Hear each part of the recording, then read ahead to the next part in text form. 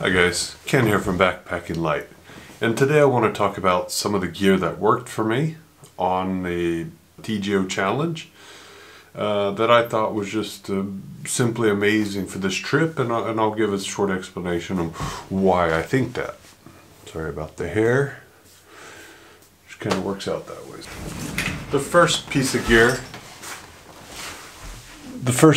I want to talk about that I thought worked the best is the Sierra Designs Flex Capacitor. Now,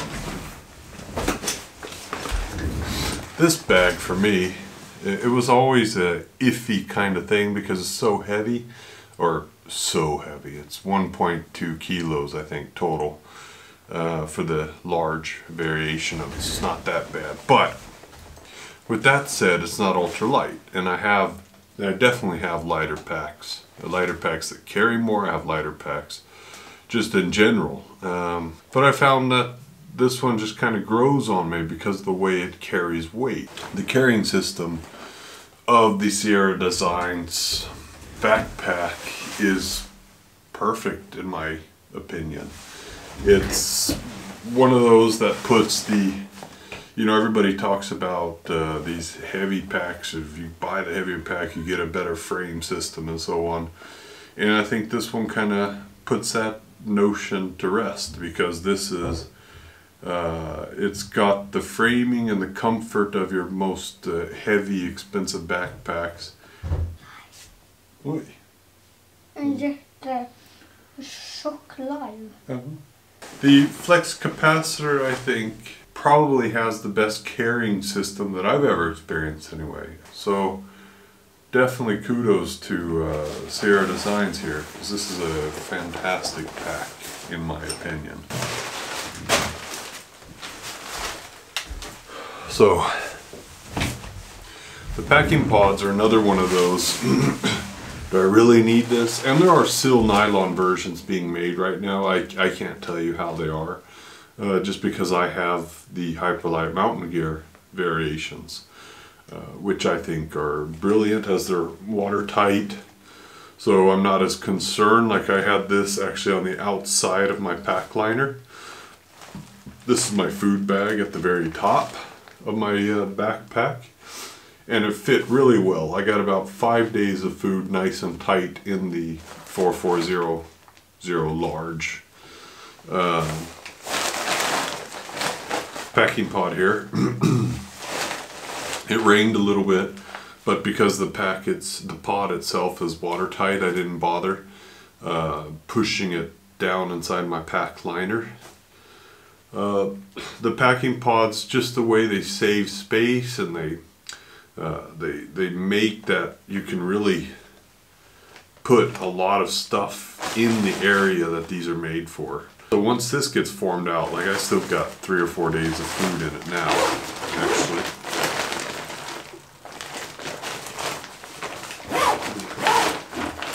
And just the ease of use of having the packing pod, and it fit perfectly within the Sierra Designs at the 40 liter capacity. So it really just made that I was able to keep everything within a 40 liter capacity and not screw up the weight distribution too much. So I had both the large and the small. The small, I had my extra change of clothes, a little bit warmer clothing and so on, and the Hyperlight mountain gear packing pods. Is the Cumulus Comforter. Well, I believe it's the Comforter. I actually ordered the quilt, but I believe I got a Comforter. In any case, they're both fantastic. I've used the quilt, or a different version, weight of the quilt. I was a bit skeptical about using this because it's just at a 0 degree bag. This is the 350 gram dune. I believe it's 400 because it's extended, and you can see it's got the zipper It's very much the same design. It's kind of a mix between, I guess you could say, a catabolic gear quilt and the Enlightened equipment, and how it opens up quite easily. Now, why I say the catabolic, and which is what I think really makes this a winner, is that it's got these side-long baffles instead of like on the Enlightened equipment that follows the length of the entire bag. Now, why I like the side baffles like this is because they're warmer for the weight, as you can distribute the down considerably easier in side baffles to where you want them to be, instead of the on the Enlightened equipment that, you know, you have to shake the entire bag to get just that one long baffle on there. And I did find, even though this is a warmer bag than my Enlightened equipment's 20 degree bag, this is a 30 degree bag, I did find that this was warmer. I found it warmer especially in the feet, and that's because they have a different design than the Enlightened equipment. Enlightened equipment, when you cinch it, there's a hole there. But what Cumulus have done is they put a little baffle in there. So when you cinch it up, maybe it's hard to see in the video actually, but when you cinch it up, you've got a pretty big baffle there at your feet to keep your feet warm. And you know, kudos to Cumulus for an excellently designed bag. And like I said, I've been using the Enlightened equipment for 5 years maybe. Different variations, but the current variation, the Revelation Pro that I have, I think I've been using for about 3 years. And it's a 20 degree bag, and I just found that I was warmer in the Cumulus, especially around the feet. I was definitely warmer. And these are the same materials that Western Mountaineering are using. I mean, they're just absolutely incredible, and it won't surprise me when the pricing starts to go up on these, because they are on a class of their own, really. So Europe, I don't know if there's a better made bag in Europe at the moment, down bags. I would actually assume that it's the Comforter 350 and they just didn't tell me. This is a twofer. This combination I absolutely loved, and it was so great. You see that? That's the Vargo Bot 700. Now I have the 900 Comforter, or the 900 Cozy that I just clipped down. They're the same size, it's just that the 900 is longer, so it works, right? So there you have the Bot 700. Now, why I say this is a twofer is because the Bot 700 with the Soto Windmaster, this combination was perfect. Less than 200 grams for the two.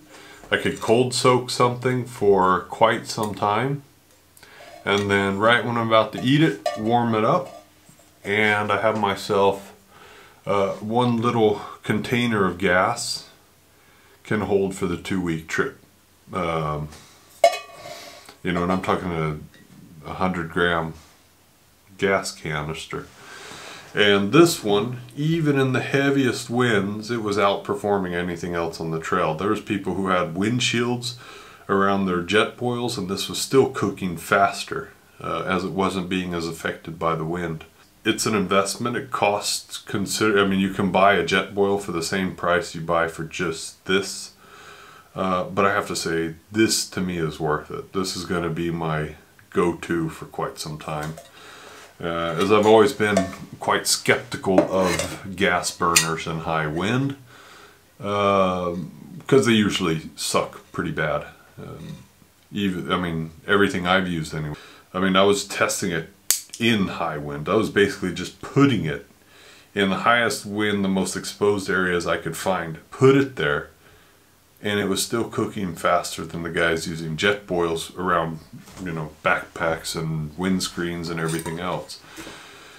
Highly recommended, and I highly recommend the bot because it allows you to save a lot of fuel. Because if you can cold soak, you know, you soak up all your dehydrated foods so that it's more or less done by the time you pop off the top. So you let it cold soak. I would let things cold soak for about an hour, maybe even 2 hours.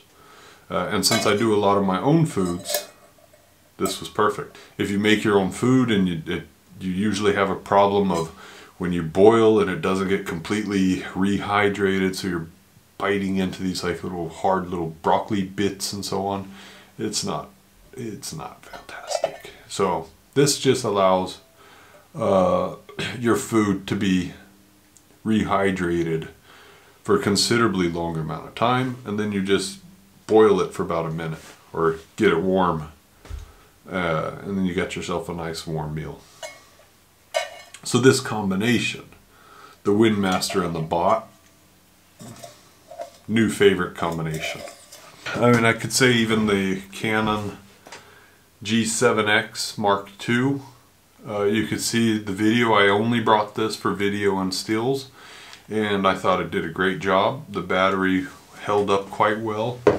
The only problem I had with the G7X is you can kind of see it now when I'm looking at my video now when I'm editing it, is that the stabilization, you can see at times where it's just like shaky, the picture, because there's a lot of moving video and so on in my videos, but it still worked out pretty good. Canon G7X Mark II is great on its own, but it becomes a powerhouse when it's combined with the GoPro mini tripod. Now, what's awesome about this tripod, it extends to a selfie stick, and I use the GoPro connector there, and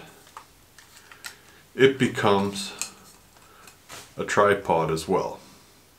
How can you beat that combination?